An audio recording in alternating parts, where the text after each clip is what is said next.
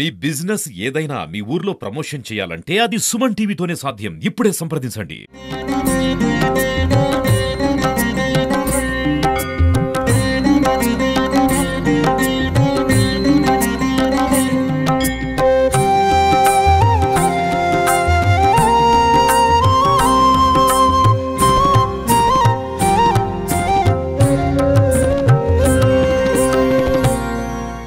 So hi hello నమస్తే welcome to Suman TV. నేను మీ సుకుమారి.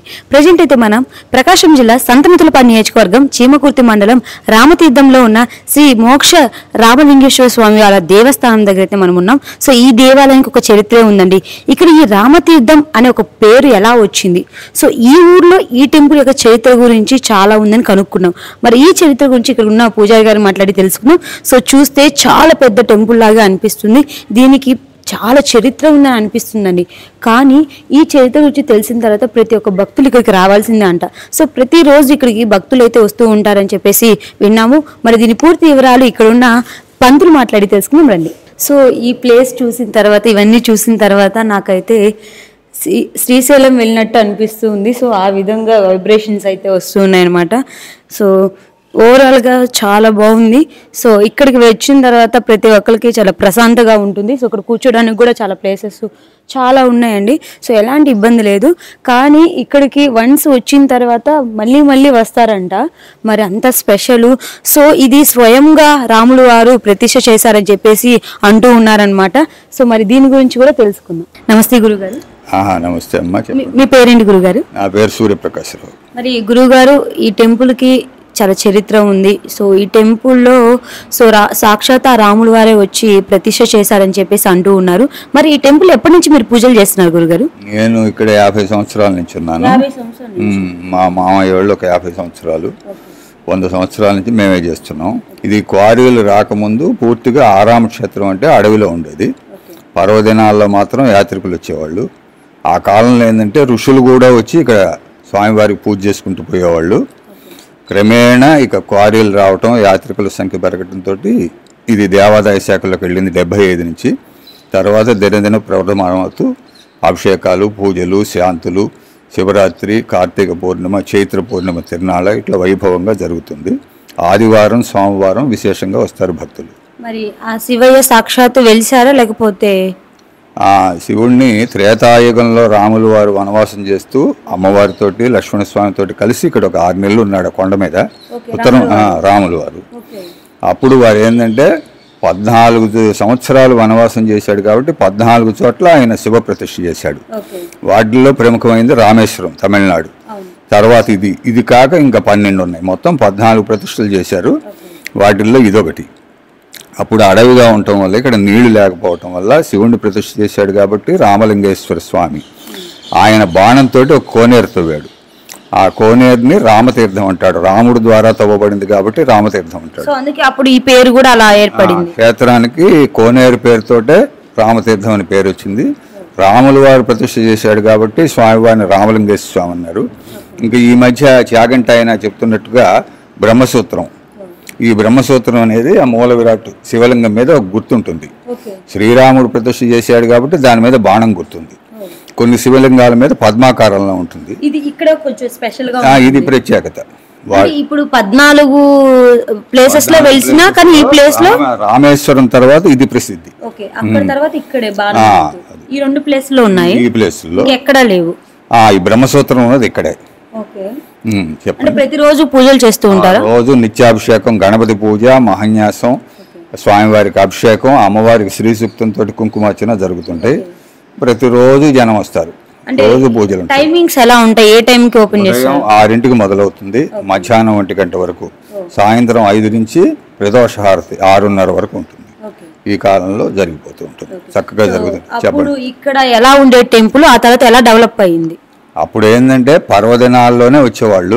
మా మామయ్య టైంలో ఇక్కడ పులులు కూడా దిగుతుండేవి. పులులు కూడా ఉండేవి. ఆ కొండ మీద పులులు ఉండేవి. తర్వాత ఏం చేశారంటే ఫారెస్ట్ వాళ్ళు వాటిని పట్టేసి శ్రీశైలం మిగతా చోటకు పంపించేశారు. కొన్ని జూలకు ఇవ్వటం. క్రమేణా క్వారీలు ఎప్పుడైతే వచ్చాయో 92లో క్వారీలు వచ్చాయి. 92లో క్వారీలు వచ్చిన తర్వాత ఈ 32 సంవత్సరాల నుంచి ప్రతిరోజు యాత్రికులు రావటం, పూజలు జరగటం, పర్వదినాలు, ప్రతి ఆదివారం గంగమ్మ వారి పేరుతో పొంగళ్ళు, సోమవారం స్వామివారి దగ్గర అభిషేకాలు చక్కగా జరుగుతున్నాయి. పిల్లలు కనుక పుడితే 21వ రోజు నక్షత్రం బాగలేకపోతే ఇక్కడ శాంతులు చేసుకుంటారు. అన్నదానాలు జరుగుతున్నాయి. 14 సత్రాలు ఉన్నాయి.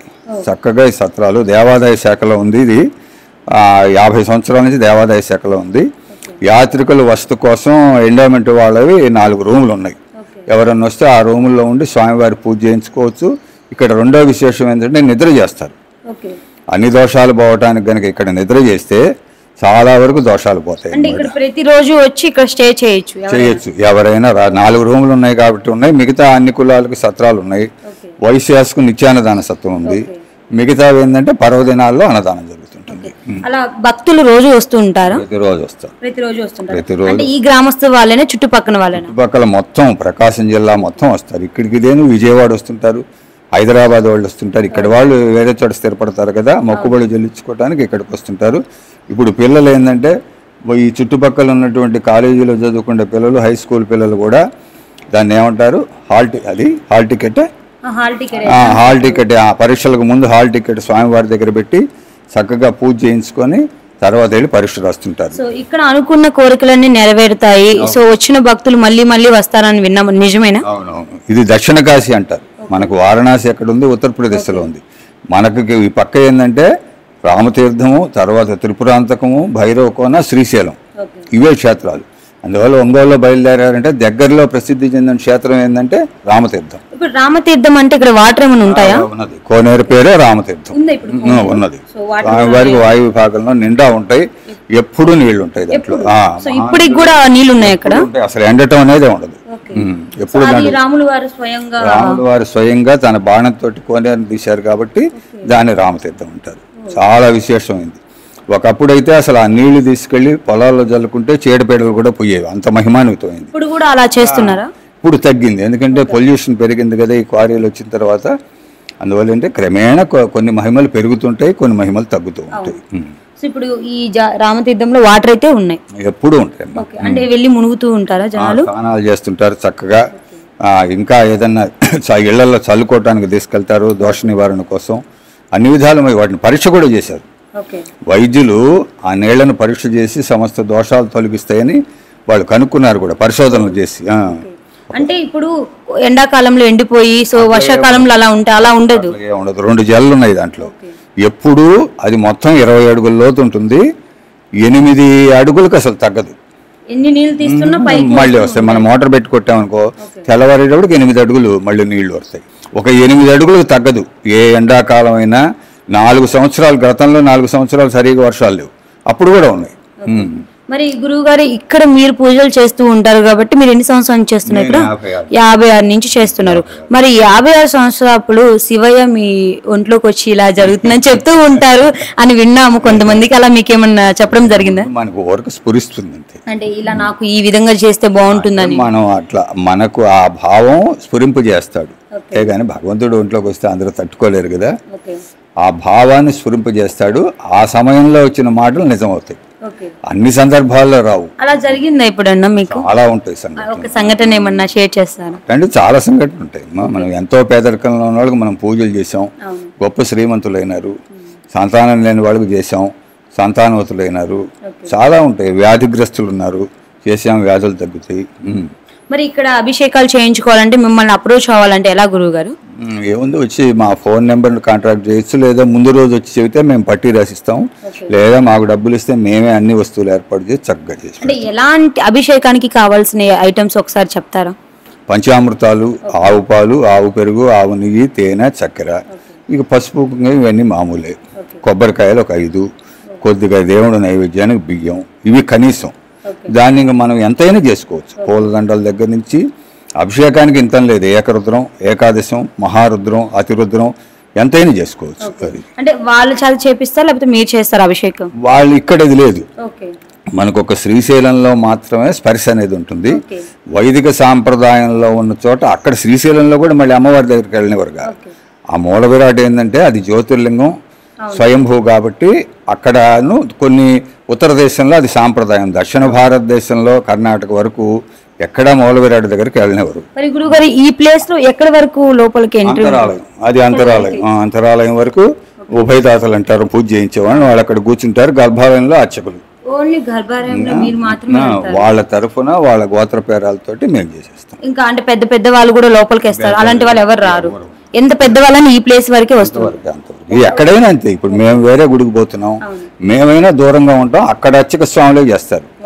ఎవరంటే వాళ్ళు పోవడానికి తరతరాలుగా ఎవరైతే మూల విరాట్ దగ్గర పూజ చేస్తుంటారో వాళ్ళకే అర్హత ఉంటుంది. నేను చేస్తుంటాను, మా మనవడు ఉంటాడు. ఆ గర్భగుడిలోకి మీ ఇద్దరు వెళ్తారు? మేమిద్దరం వెళ్తూ ఉంటాం. అంటే మీ వారసత్వం తన అంతే. ఇంకా ఎందుకంటే నాకు మగపిల్లలు లేరు, అమ్మాయి.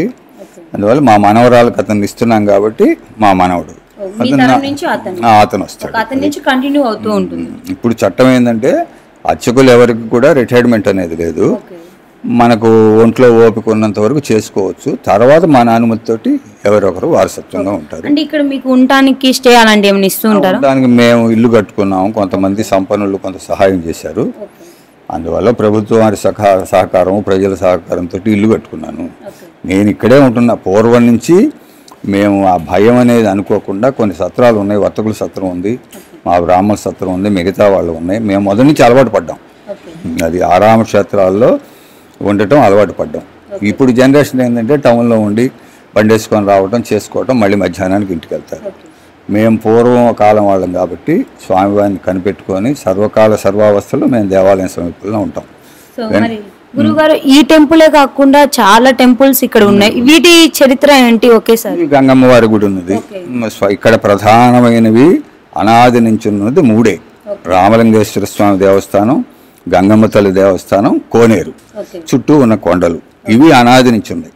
తర్వాత మిగతా దేవాలయాలన్నీ 50 సంవత్సరాల యువతలు వచ్చాయి. గంగమ్మ వారి గుడి ఈ తర్వాత ఆదివారం నాడు రైతులంతా వచ్చి చక్కగా పొంగళ్ళు పెట్టుకుంటారు. క్వారీల వాళ్ళు వస్తారు, పొంగళ్ళు పెట్టుకుంటారు.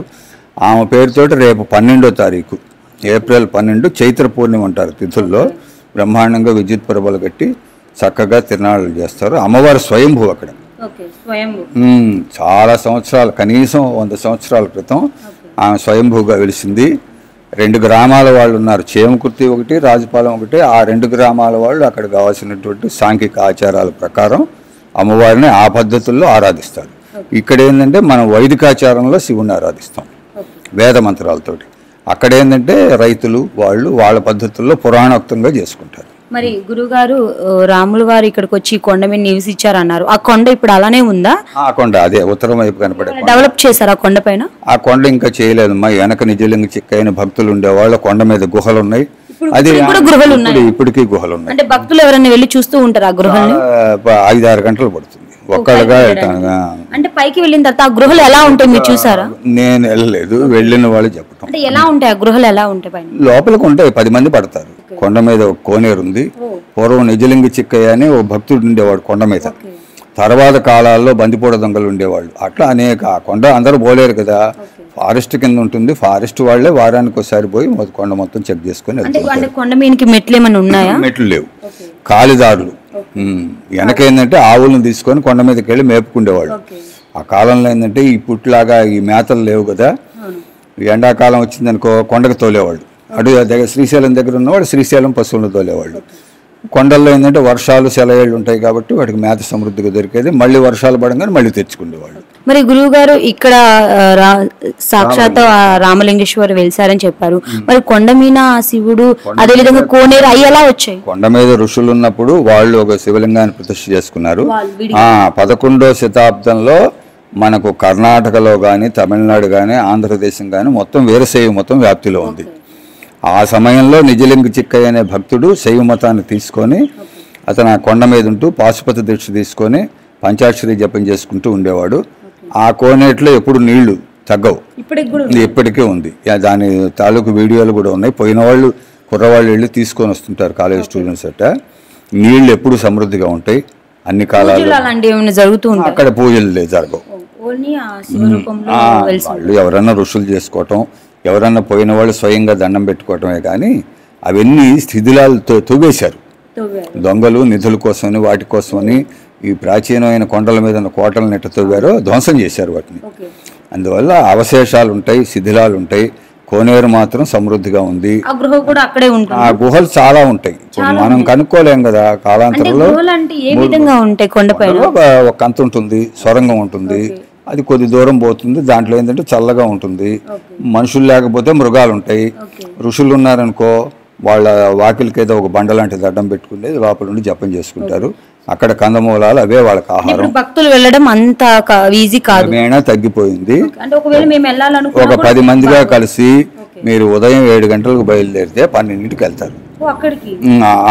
అదే 12 కిలోమీటర్లు ఎక్కాలి. గబగబ వెళ్ళే రోడ్డు కాదు కదా. ఒక రాయి నుంచి ఇది ఇప్పుడు ఈ కనపడే శిఖరం తర్వాత ఇంక 2 శిఖరాలు ఉంటాయి. అది దిగి తర్వాత ఇంకో శిఖరం ఎక్కితే వెళ్తారు. వచ్చేటప్పుడు మాత్రం సగం టైం పడుతుంది. పోయేటప్పుడు 6 గంటలు పడితే వచ్చేటప్పుడు స్పీడ్ కదా 3 గంటల్లో దిగి రావచ్చు. అందువల్ల ఏదైనా ఆహారం తీసుకొని మీరు ఉదయం 7 గంటలకు బయలుదేరితే 12ంటికి వెళ్తారు. ఒక 2 గంటలు రెస్ట్ తీసుకొని అక్కడ ఆహారం తీసుకొని ఆ దృశ్యాలను చూసుకొని మళ్ళీ తిరుగు ప్రయాణం అయితే సాయంత్రం 5ంటికల్లా వచ్చేస్తారు. దాన్ని చీమకుర్తి కొండ అంటారు. ఇది కాలజ్ఞానంలో కూడా ఉంది, ప్రసిద్ధి చెందింది. రామతీర్థం 12 ఆవిడ పట్టణం అవుతుందని బ్రహ్మంగారు కాలజ్ఞానంలో చెప్పాడు. మళ్ళీ అవి కనపడుతూ ఉన్నాయి. అది గురుగారు మీ విలువైన సమయాన్ని కేటాయించి మాకు ఇంత క్లియర్ గా మా భక్తులకు తెలియజేసినందుకు ధన్యవాదాలు గురుగారు. చిరంజీవ దీర్ఘాయుష్మాన్.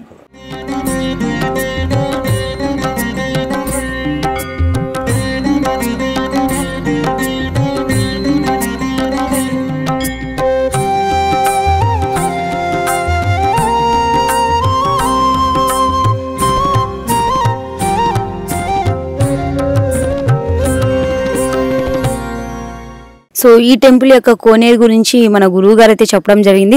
సాక్షాత్ ఆ రాములు వారు ఈ కోనేరు అయితే ఏర్పాటు చేయడం జరిగిందని చెప్పేసి చెప్తూ ఉన్నారు. సో ఈ క్రమంలో చూసినట్లయితే ఇక్కడ చాలా లోతు ఉంటుందండి, చాలా డేంజర్ అనమాట. సో ఫస్ట్ స్టెప్ వరకే మనం లోపలికి వెళ్ళగలం. ఇక్కడ మీకు కనిపిస్తున్నారు నందేశ్వరుడు. అదేవిధంగా ఇక్కడ లోపల అయితే 101 శివలింగాలు అయితే లోపలైతే ఉన్నాయంట. సో ఇక్కడ టెంపుల్ అయితే కడుతూ ఉన్నారు. ఆ టెంపుల్ కంప్లీట్ అయిన తర్వాత ఈ శివలింగాలను తీసుకెళ్లి అక్కడ ప్రతిష్ఠ అయితే చేస్తారంట. సో ఇవి తీయడానికి కూడా చాలా డేంజర్, చాలా కష్టంతో లోపల నుంచి తీసి ఆ తర్వాత అక్కడ ప్రతిష్ఠ చేస్తారని చెప్పేసి ఇక్కడైతే పంతులు చెప్పడం జరుగుతుంది. మరి ఈ కొండలు చూసారు కదండి, ఈ కొండల్లో ఈ చుట్టూ అంతా మన రాముల వారైతే అప్పుడు ఇక్కడే నివసించారంట కొన్ని రోజులు. సో రామేశ్వరం తర్వాత ఈ రామలింగేశ్వర స్వామి టెంపులే చాలా హైలైట్. సెకండ్ ఇదేనంట అండి. సో ఇక్కడ చూడడానికి కూడా భక్తులు చాలా తరలి వస్తారని చెప్పేసి మనకి గురువు గారు చెప్పడం జరిగింది. ఇక్కడ మనం సడన్ గా చూడగానే ఇక్కడ ఈ కోనేరు వచ్చిన తర్వాత నెత్తి మీద వాటర్ చల్లుకుంటే చాలా మంచిదని చెప్పేసి, సో ఏవైతే దోషాలు ఉంటాయి అవి కూడా పోతాయని చెప్పేసి విన్నారనమాట. మరి ఈ టెంపుల్కి కంపల్సరీ రావాలి. మనకి ఇంకో విషయం చూస్తున్నట్లయితే ఇక్కడ నుంచి స్టెప్ బై స్టెప్ చూస్తూ వెళ్తూ ఉంటేనంట లోపల శివలింగాలు అయితే కనిపిస్తూ ఉంటాయంట. బట్ డేంజర్ కాబట్టి వెళ్ళలేము. అక్కడ మనకి క్లియర్గా ఎంత లోతుందని కూడా చూపించడం జరుగుతుంది. సో అదే అనమాట మనకి గుర్తు, లోతు ఎక్కువగా ఉందని. సో ఇక్కడ చూస్తుంటే లైట్గా అయితే మనకి శివలింగాలు అయితే కనిపిస్తూ ఉంది, బట్ లోపలికి కనిపిస్తుంది. ఇంకా స్టెప్ దిగుతుంటే చిన్న చిన్నవి అయితే. సో త్వరలో కూడా ఈ 101 శివలింగాలు కూడా ఇక్కడ ప్రతిష్ఠ చేయడం జరుగుతుంది. అప్పుడు కూడా భక్తులు చాలా వచ్చి దాన్ని పూజలు అయితే ఘనంగా జరుగుతాయని చెప్పేసి చెప్పడం జరుగుతుంది. మరి సో ఇంత రాముల వారి ఈ ప్లేస్లు తిరిగారంటే నిజంగా చాలా మహిమ కలిగిన దేవాలయం అని కూడా చెప్పవచ్చు అనమాట. మరి భక్తులు ప్రతి ఒక్క భక్తులు ఇక్కడికైతే ఎప్పుడు వస్తూ ఉంటారు. మరి ఈ చరిత్ర తెలిసిన తర్వాత మీరు కూడా రావాలని నేనైతే కోరుకున్నాను. ఎస్పెషల్లీ ఈ కోనేరు గురించి చెప్పాలంటే దీనికి చాలా చరిత్ర ఉంది, దాని గురించి కూడా తెలుసుకున్నాం. ఇక్కడ వచ్చి వాటర్ అలా చల్లుకుంటే చాలు, పాపాలన్నీ పోతాయి, ఏమైతే దోషాలు ఉన్నాయో అన్ని పోతాయని చెప్పేసి గురువు గారు చెప్పడం జరుగుతుంది. సో అదే విధంగా ఇక్కడ కొండ ఉంది, గుహలు కూడా ఉన్నాయి. సో వాటికి వెళ్ళడానికి ఇప్పుడు డేంజర్ కాబట్టి సో ఎవరు వెళ్ళలేరు. కొంతమంది ఒకప్పుడు వెళ్ళారంట. పైన కూడా ఆ కొండల పైన కూడా ఇవి దాటుకోవడానికి కూడా చాలా కష్టం ఉంటుంది. సో పైకి వెళ్ళిన తర్వాత కూడా అక్కడ కూడా శివాలయం ఒక గుడిలాగా ఉంటుంది, అక్కడ కూడా కోనేరు ఉంటుంది. సో ఎప్పుడు వాటర్ ఉంటాయి. సో ఇక్కడైతే ఎలా అయితే వాటర్ ఉంటాయి అక్కడ కూడా అలానే వాటర్ ఉంటాయి. మరి ఈ ప్లేస్ ఇది మన ప్రకాశం డిస్టిక్ లో ఉందంటే నిజంగా నమ్మాల్సిన విషయమే. సో నేనైతే ఫస్ట్ నమ్మలేదు, ఇది నిజమేనా అసలు అనుకున్నా. తర్వాత ఇక్కడికి వచ్చి ఇవన్నీ చూసిన తర్వాత నిజమే అనుకున్నా. సో మీరు కూడా రావాలని నేను కోరుకుంటున్నాను. సో ఇంకెందుకు చూస్తూ ఉండండి, మరిన్ని వీడియోస్ కోసం మీ సుమన్ టీవీ.